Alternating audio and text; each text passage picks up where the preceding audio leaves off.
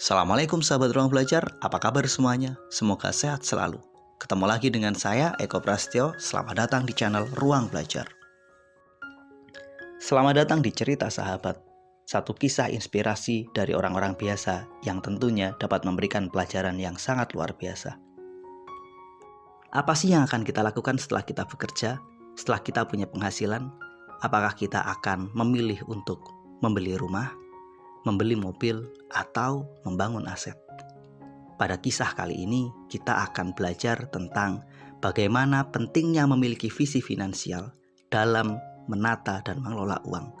Kita akan belajar dari sahabat kita, Ahmad Hasanuddin, yang dengan kecerdasannya memilih untuk membeli aset terlebih dahulu, baru rumah kemudian. Seperti apa sih kisah lengkapnya dan bagaimana cara beliau dalam mengelola uang? Ikuti terus Cerita Sahabat, kisah orang biasa yang dapat menghadirkan pelajaran yang luar biasa.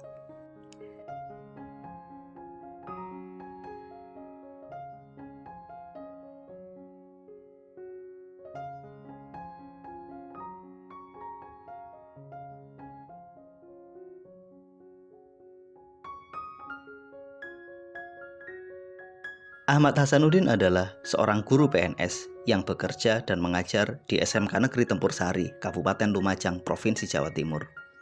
Sekilas tak ada yang istimewa dari cara hidupnya. Namun, di balik kesederhanaannya ada satu visi ekonomi yang sangat luar biasa. Setelah ia dinyatakan diterima sebagai seorang PNS, maka ia pun menetapkan satu visi finansial yang sangat luar biasa. Ia memilih untuk fokus membangun aset terlebih dahulu. Pada saat itu, ketika kami bertanya, kenapa tidak ingin membeli rumah? Dengan sederhana ia menjawab, rumah itu mati, dia tidak dapat memberikan uang. Namun ketika saya membeli aset, maka suatu saat nanti saya bisa membangun rumah dengan aset yang saya miliki.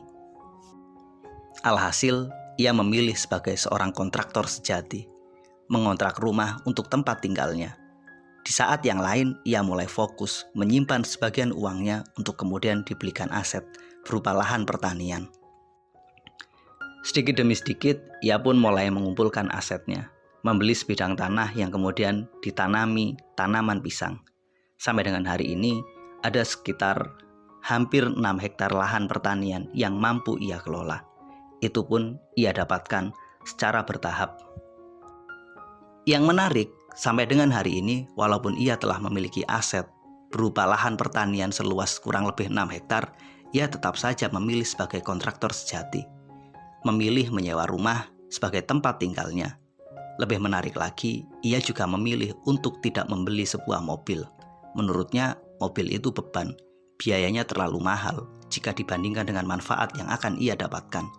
Jika ia butuh, dia tinggal menyewa saja. Itu pun membuatnya merasa jauh lebih murah. Setiap bulan, ia memiliki passive income dari kebun pisang yang dikelola oleh orang kepercayaannya. Ia mendapatkan penghasilan sekitar kurang lebih 10 sampai dengan 25 juta rupiah. Semua tergantung pada kondisi dan harga pisang pada saat itu. Ini tentu saja satu hasil yang sangat besar sebagai sebuah passive income. Di Tempur Sari, di tempat ia mengajar hari ini, ia memang tidak memiliki rumah. Ia memilih sebagai seorang penyewa rumah. Namun, di kota kelahirannya, di kota Malang, ia telah membangun 2 buah rumah. Rumah yang telah ia bangun merupakan hasil dari passive income yang ia dapat dari asetnya. Sama seperti yang pernah ia ceritakan bahwa rumah itu barang mati. Ketika saya membangun rumah hari ini, maka saya kehilangan kesempatan untuk berinvestasi. Saya kehilangan kesempatan untuk mendapatkan tambahan penghasilan. Namun kondisinya berbeda. Ketika saya membeli aset hari ini, saya punya potensi untuk membangun rumah esok. Saya punya potensi untuk mendapatkan passive income dan menggunakannya untuk mewujudkan rumah impian saya.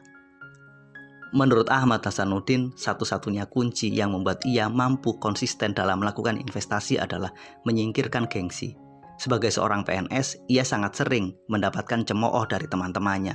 PNS gak punya rumah, gak punya mobil, malah sibuk berinvestasi. Dengan santai, ia menanggapinya dengan senyum, tanpa pernah memberikan jawaban atas berbagai cemooh tersebut. Ia memang menyatakan bahwa itu salah satu tantangan terbesar dia. Banyak orang mencemooh cara hidupnya, pilihannya dalam mengelola uang. Namun terbukti hasil investasi yang telah ia dapatkan hari ini dapat digunakan untuk membangun rumah, termasuk juga di dalamnya untuk membiayai pendidikan anak-anaknya.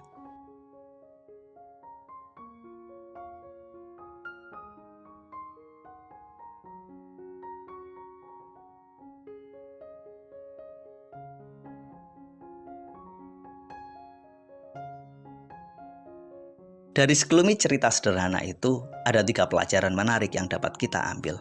Pertama, pentingnya memiliki visi finansial. Dengan tegas, Ahmad Hasanuddin menyatakan bahwa ketika saya bekerja, maka tujuan pertama saya adalah membeli aset. Aset inilah yang nantinya dapat memenuhi semua keinginan saya, yang dapat membelikan saya rumah atau berbagai hal lain yang saya inginkan. Bagi saya, ini satu kisah yang sangat menarik tentang kecerdasan menetapkan visi finansial. Visi itulah yang kemudian menjadi guidance, menjadi pedoman dalam kita mengelola uang. Bagaimana dengan sahabat ruang belajar semua? Sudahkah sahabat ruang belajar memiliki visi finansial yang konkret? Apapun visi finansial Anda, saya berharap kita dapat mengambil pelajaran dari kisah hidup sahabat kita Ahmad Hasanuddin yang menetapkan visi produktif membeli aset sebagai visi utamanya ketika ia telah mulai bekerja. Pelajaran kedua yang dapat kita ambil adalah kemampuan untuk menyingkirkan gengsi, untuk tidak terjebak pada pendapat dan opini orang. Umumnya, sebagai seorang PNS, setelah ia diterima dan mendapatkan pekerjaan idaman tersebut, maka mereka ingin memiliki rumah, memiliki kendaraan, dan terkadang sebagian dari mereka terjebak pada hutang untuk mewujudkan itu semua. Kondisi berbeda ditempuh oleh sahabat kita Ahmad Hasanuddin. Ia memilih untuk menyewa rumah sebagai tempat tinggalnya, memilih untuk tidak membeli mobil karena ia tahu mobil hanyalah beban, dan memilih untuk fokus berinvestasi. Dan hasilnya luar biasa. Ia mendapatkan passive income antara 10-25 juta rupiah dari kebun pisang yang ia kelola hari ini. Pelajaran ketiga adalah kesabaran dalam merawat dan menumbuhkan aset. Aset yang dimiliki oleh Ahmad Hasanuddin yang memiliki lahan seluas kurang lebih 6 hektar tersebut tidak ia dapatkan secara instan. Semua butuh proses. Butuh waktu sekitar 15-20 tahun untuk mendapatkan itu semua. Kesabaran inilah dan keyakinan bahwa aset ini akan menumbuhkan sesuatu di masa depan yang membuat ia terus bertahan dan terus fokus dalam mengelola investasinya. Ada kalanya salah satu godaan terbesar ketika kita melakukan investasi adalah kita kurang sabar. Kita ingin segera secepat-cepatnya mendapatkan hasil atas investasi yang telah kita lakukan. Setidaknya perjalanan hidup yang didapatkan dan dilakoni oleh Ahmad Hasanuddin mengajarkan pada kita bahwa membangun aset butuh waktu. Beliau membutuhkan waktu sekitar 15-20 tahun untuk sampai pada fase hari ini. Dan itulah satu pelajaran berharga yang dapat kita ambil. Pentingnya kesabaran dalam merawat dan menumbuhkan investasi yang telah kita lakukan. Inilah cerita sahabat, kisah orang biasa yang tentunya dapat memberikan pelajaran yang sangat luar biasa.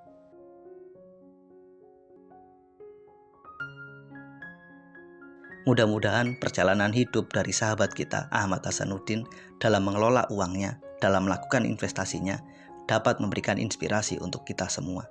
Mudah-mudahan video ini bermanfaat. Sampai ketemu pada video kami berikutnya. Terima kasih telah menonton. Assalamualaikum warahmatullahi wabarakatuh.